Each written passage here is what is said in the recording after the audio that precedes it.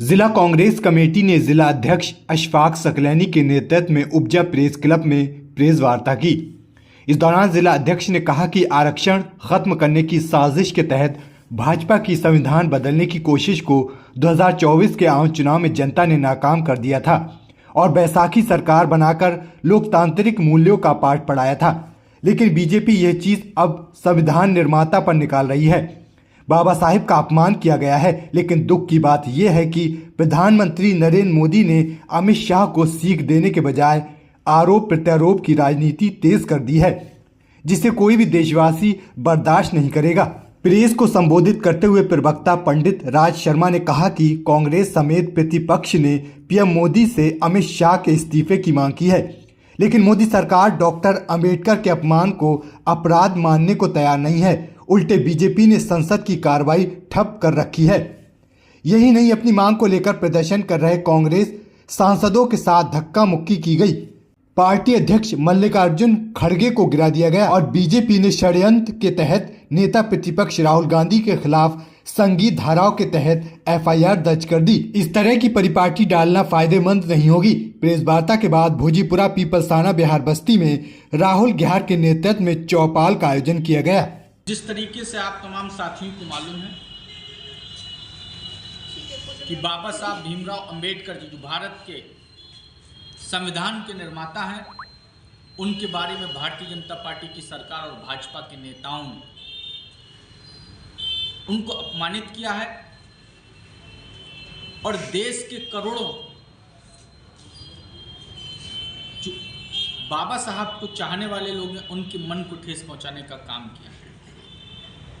18वीं लोकसभा शीतकालीन के दौरान देश के गृह मंत्री अमित शाह ने जिस तरीके से बाबा साहब के बारे में बोला वो एक निंदनीय है। हम लोग कांग्रेस के लोग निंदा करते हैं और जब तक देश के गृह मंत्री इस्तीफा नहीं दे देते या माफ़ी नहीं मांग लेते, तब तक कांग्रेस पार्टी लगातार आंदोलन करती रहेगी।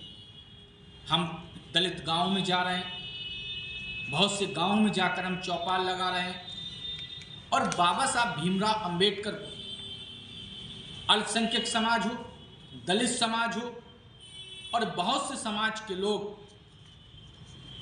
उनके प्रति सम्मान की भावना रखते हैं और जो उन्होंने कहा एक भगवान का रूप है कि देश के अंदर संविधान का उन्होंने काम बनाने का काम किया, निर्माता है।